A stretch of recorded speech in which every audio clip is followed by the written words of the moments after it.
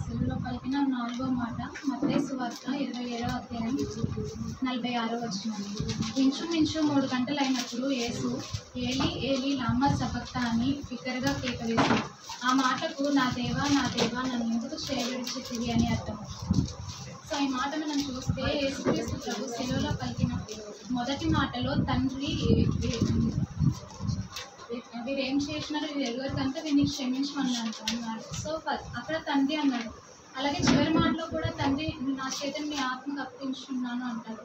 So అక్కడ కూడా తండ్రి అని పలికాడు. కానీ ఈ 4th మాటలో తండ్రి అని పలకుండా నా దేవా అని ఎందుకు పలికాడంటే అక్కడ తండ్రికి కుమారునికి ఉన్న కనెక్షన్ కట్ అయిపోయింది. ఎందుకు అని ఆ కనెక్షన్ కట్ అయిపోయింది అని మనం చూస్తున్నాం. కానీ ఈ మాటను బట్టి మనం చూసుకుంటే ఆయన ప్రేమ మనకి అర్థమవుతుంది. సో ఆయన ప్రేమ ఏంటంటే జాన్ 3:16లో ఉంటుంది కదా, దేవుడి లోకం ఎంతో ప్రేమించను కాగా ఆయన అతిథ్య కుమారునిగా పుట్టినను అని ఎందు విశ్వాసం నుంచి ప్రతి వారిని రక్షింపక నిత్య జీవుని పొందినట్లు ఆయనను అనుగ్రహించండి. సో దేవుడి లోకాన్ని ఎంతగానో ప్రేమించాడు, అంటే మనల్ని ఎంతగానో ప్రేమించాడు. లోకంలో ఉన్న ప్రతి వాటిని కూడా ఆయన ప్రేమించాడు. సో తండ్రి లోకాన్ని ప్రేమించి కుమారుని లోకానికి పంపించాడు. దేని నిమిత్తం అంటే మన కోసం మరణించి ఆయన శిలువలో రక్తం కార్చి ఉన్నందుకు. సో ఆయన తండ్రి యొక్క అద్వితీయ కుమారుడు. అలాగే ఆయన అంత గొప్ప కుమారుడు, అంత ఒబీడియన్స్ చూపి ఆ కుమారుడిని ఎందుకు శిలువలో మరణించాడు అని మనం చూస్తే మన పాపంను బట్టి ఆయన శిలువ వేయబడ్డాడు అని చూస్తున్నాం. ఇక్కడ 45 వర్స్లో మధ్యాహ్నం మొదలుకొని 3 గంటల వరకు ఆ దేశమంతటా చీకటి కమ్మిన ఉంటుంది. అసలు చీకటి ఎందుకు కమ్మిందంటే ఈ సృష్టిని సృష్టించిన ఈ సృష్టికర్త మరణిస్తున్నప్పుడు ఈ సృష్టి చూడలేకపోయింది, ఆ వెలుగు చూడలేకపోయింది, సూర్యుడు చూడలేకపోయాడు. సో ఇక్కడ మనకి ఉంటుంది 51 వర్స్లో, అప్పుడు దేవాలయపు తెర పైనుండి క్రిందకి 2గా చినిగెను, భూమి వణికెను, బండలు బ్రద్దలాయెను, సమాధులు తెరవబడెను, నిద్రించిన అనేక మంది పరిశుద్ధులు శరీరులు లేచెను. వారి సమాధుల్లో నుండి బయటికి వచ్చిన ఆయన లేచిన తర్వాత పరిశుద్ధ పట్టణంలో ప్రవేశించి అనేకులు అగపడిరి. సో ఇక్కడ ఈ సృష్టికర్తని ఈ సృష్టి కూడా చూడలేకపోయింది. అందుకని ఆయన దైవత్వానికి సాదృశ్యంగా మనం చూస్తాం. సో దేవుడు ఈయనే నిజమైన దేవుడు అని సూచనలు బట్టి మనం చూస్తాం. బండలు బద్దలవడమైనా, ఆకాశ పక్షులు వాటి గూటిలోనికి వెళ్ళిపోవడమైనా, ఇంకా చీకటి కమ్మడం, ఇవన్నీ మనం చూస్తాం. సో తర్వాత ఆయన ఔన్నత్యాన్ని, ఆయన ఆయన గొప్పతనాన్ని మనం చూస్తే ఇక్కడ దేవాలయపు తెర పైనుండి క్రింద వరకు 2గా చినిగెను. అంటే తెర ఎందుకు చిరిగింది అంటే మనకి పరిశుద్ధ స్థలం, అతి పరిశుద్ధ స్థలం మధ్యలో ఒక తెర ఉంటుంది కదా. సో అక్కడ ఆ లోపలికి అతి పరిశుద్ధ స్థలంలోనికి ఎవరికి అనుమతి ఉండదు, కానీ ఒక యాజకుడికి మాత్రమే ఇయర్లీ వన్స్ లోపలికి అనుమతి ఉంటుంది. సో అక్కడ పరిశుద్ధంగా ఉండాలి, తను ఏ పాపము లేని వాడి ఉండాలి. కాబట్టి ఏ చిన్న తప్పు చేసినా అతి పరిశుద్ధ స్థలంలో ఆయన చనిపోతాడు. అందుకనే తన లోపలికి వెళ్ళేటప్పుడు తన నడుముకి గంటలు కట్టడము, తాడు పెట్టడం జరుగుతుంది. సో గంట మోగినంతసేపు లోపల ఆయన బ్రతికి ఉన్నాడని, లేకపోతే ఆయన చనిపోయాడని తాడు పట్టుకుని లాగేస్తారు. సో అక్కడ అతి పరిశుద్ధ స్థలానికి కేవలం ఆ యాజకుడికి మాత్రమే అనుమతి ఉంటుంది. కానీ శిలువ మీద యేసుక్రీస్తు మరణం పొందినప్పుడు ఈ తెర చినగడం ద్వారా మనం డైరెక్ట్గా తండ్రి అని పిలవడానికి కుమారుని ద్వారా మనకి అవకాశం దొరికింది.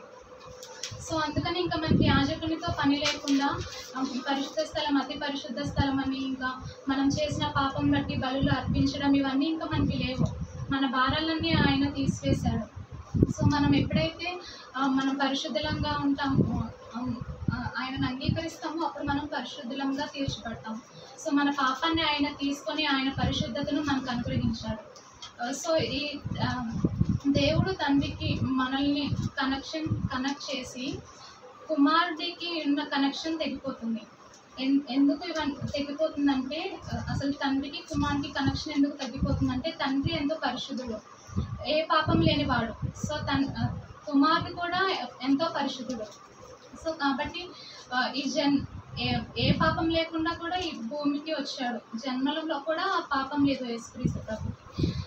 సో ఏ పాపం చేయని వాడు, ఏ పాపం ఎరగని వాడు ఒక పాపిగా ఆయన మారాడు. ఎందుకంటే సెలవులో ఈ సిచ్యువేషన్స్ మనం చూసుకుంటే మన పాపం, మన సిన్, మన కండమ్నేషన్, మన కర్స్, మన సిక్నెస్, మన డెత్ ఇవన్నీ కూడా ఆయన మీదకి మోపబడిపోయింది. మన లోకంలో ఉన్న ప్రతి పాపము కూడా ఆయన మీదకి వచ్చేసినాయి. అందుకనే తండ్రి చేయి విడిచిపెట్టి యేసుక్రీస్తు ప్రభు మోస్తున్న ఆ పాపాన్ని, భారాన్ని ఆ తండ్రి చూడలేకపోయాడు కాబట్టి కుమారుని చేయ విడిచిపెట్టేశాడు.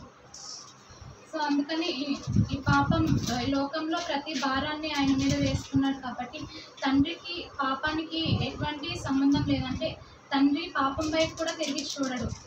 తండ్రి స్వభావం అది కాదు కాబట్టి చేయ విడిచిపెట్టేశాడు. అప్పుడు ఏం జరిగిందంటే పాపాలన్నీ ఆయన మీదకి వచ్చినప్పుడు ప్రతి పాపం యొక్క అధికారాన్ని ఆయన కొట్టివేశాడు. సో తర్వాత ఆయన నెక్స్ట్ మాట సమాప్తమైనది అంటాడు కదా. సో ఆ మాటకు ఇంకా ఈ లోకానికి వచ్చి తను చేయాల్సిన పనంతా ఆయన ముగించుకున్నాడు కాబట్టి సమాప్తమైనది అని చెప్పి వెంటనే తండ్రిని నీ చేతికి నా ఆత్మను అప్పగించుకున్నానని ఆయన ఊపిరి వదిలేస్తాడు. సో అక్కడ రోమ సైనికులు అనుకుంటారు మేమే సిలువ వేసాము అని, కానీ యేసుక్రీస్తు ప్రభు ఈ లోకానికి వచ్చింది మన కోసం, మన లోకంలోకి వచ్చి చనిపోవడం కోసం. సో అందుకని ఈ తండ్రి కుమారునికి కనెక్షన్ ఎందుకు కట్ అయిందంటే తండ్రి కుమారుడు పాప భారాన్ని ఆయన మోస్తున్నప్పుడు తండ్రి చూడలేకపోయినందున కుమారుని చేయ విడిచిపెట్టేశారు. సో ఒక చిన్న ఇన్సిడెంట్ చెప్పుకుందాం. ఈజిప్ట్లో జరిగిన ఒక చిన్న సంఘటన. లాయర్ అండ్ జడ్జి ఇద్దరు ఉంటారు. జడ్జికి ఒక కుమార్తె ఉంటుంది. ఆ కుమార్తె చిన్నపిల్ల, ఒక 14-15 ఇయర్స్ ఉంటాయి. సో తండ్రి ఒక కార్ కొని తనని తిప్పుతూ ఉంటాడు. సో అప్పుడు ఏమవుతుందంటే ఒకరోజు కార్ బయట పెట్టేసి కీస్ అందులో ఉంచేసి వెళ్ళిపోతాడు. అప్పుడు కూతురు అది చూసి కార్ ఎక్కి స్టార్ట్ చేసి వెళ్ళిపోతుంది. అప్పుడు ఆ తండ్రి చూసి పరిగెత్తుకుంటూ వచ్చి ఆ కారు బ్రేక్ ఫెయిల్ అయిపోయింది, వెళ్ళమాక ఆగు, అందుకే బయట పెట్టాను అని అన్నా కూడా ఆ కుమార్తె ఏమీ వినిపించుకోకుండా వెళ్ళిపోతుంది. అప్పుడు ఈ తండ్రి పోలీస్కి కాల్ చేసి ఇలా బ్రేక్స్ లేని కార్లో కుమార్తె వెళ్తుంది చూడండి అంటే ఇద్దరు ఇన్స్పెక్టర్లు వెళ్తారు. సో ఆ కుమార్తె ఆ అద్దంలో నుంచి ఆ పోలీసులను చూసి ఏంటి నా తండ్రి ఇంత కిరాతు కూడా మరి నా పోలీసులు పంపించడని ఇంకా వేగంగా వెళ్ళడం స్టార్ట్ చేస్తుంది. మధ్యలో ఒక ట్రక్ వచ్చినప్పుడు బ్రేక్ వేద్దామని చూస్తే ఆ బ్రేక్ ఫెయిల్ అయిపోయి తను కంగారులో సైడ్కి వచ్చేసి ఒక వ్యక్తిని గుద్దేసి ఇంకో చెట్టు గుద్దేసి అక్కడ పడిపోతుంది. సో 3 రోజులు స్పృహ కోల్పోతుంది. తర్వాత తన స్పృహలోకి వచ్చిన తర్వాత మెల్లగా కోర్టుకి తీసుకొస్తారు. ఆ కోర్టుకి వచ్చినప్పుడు అక్కడ ఉన్న జడ్జి కుమార్తె యొక్క తండ్రి.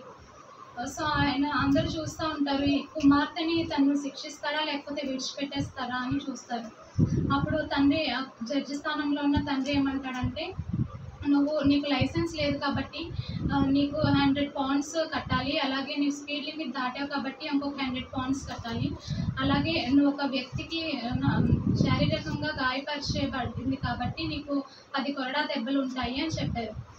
సో ఇది చెప్పగానే ఆ తండ్రి జడ్జి స్థానం నుండి బయటకు వచ్చి తన రూమ్లోకి వెళ్ళి జడ్జి బట్టలు తీసేసి బయటకు వస్తాడు. ఈలోపు ఆ కుమార్తె దగ్గర అక్కడ ఉన్న ప్రజలందరూ అడుగుతారు, మరి నీ దగ్గర డబ్బులు ఉన్నాయా, మరి నీ దగ్గర స్పీడ్ లిమిట్ క్రాస్ చేసావు, అలాగే లైసెన్స్ లేదు, 200 pounds ఉన్నాయా, ఒకవేళ నీ దగ్గర మనీ లేకపోతే ఇంకా నీకు అవి కూడా కొరడా దెబ్బలుగా మార్చబడతాయి అని చెప్తారు. సో వెంటనే తండ్రి వచ్చి ఇదిగో ఒక చెక్ మీద 200 pounds రాసి సైన్ చేసి ఇస్తాడు. ఇదిగో ఈ మనీ నీకోసమే అని ఇస్తాడు. సో ఈలోపు ఒక వ్యక్తి కొరడాలు కొట్టడానికి వచ్చే వ్యక్తి వచ్చినప్పుడు తండ్రిని అడుగుతాడు, మరి నీ కుమార్తె కదా, మరి కొరడా దెబ్బలు అని అనగానే ఇంకా తండ్రి అంటాడు తను తప్పు చేసింది, తనకి శిక్ష పడాలి అని చెప్పి అంటాడు. ఈలోపు ఆ వ్యక్తికి జడ్జి కుమార్తెని కొట్టడం ఇష్టం లేక కళ్ళు మూసుకొని కొడతాడనమాట. 10 కొరడా దెబ్బలు కొట్టాక కొరడా తీసి కింద పడేసి చూసినప్పుడు అక్కడ కుమార్తె ఉండదు, కానీ కుమార్తె ప్లేస్లో తన తండ్రి ఉంటాడు. సో అప్పుడు ఆ తండ్రి కౌగిలించుకున్న కుమార్తెతో అంటాడు, మరి నువ్వు చేసిన తప్పును బట్టి ఈ ధర్మము శిక్షించడం అడిగింది, కానీ నా ప్రేమ కోరింది నిన్ను శిక్షించకుండా ఉండాలని. అందుకనే నీకు పడవలసిన ఈ 10 కొరడా దెబ్బలు నేను పడ్డాను అని అంటారు. సో అలాగే తన పరలోకపు తండ్రి అయిన దేవుడు సో మన కోసం మనల్ని శిక్షించకుండా ఆయన తనను తాను శిక్షించుకున్నాడు. సో ఆయన ప్రేమను బట్టి, ఆయన పవిత్రతను బట్టి, ఆయన న్యాయాన్ని బట్టి దేవుడి మాట పలుకుతున్నాడు, నా దేవా నా దేవా నన్ను ఎందుకు చేయబడినాడు. నాకు తెలియదు. దేవుడి మాట దించున్నాడు.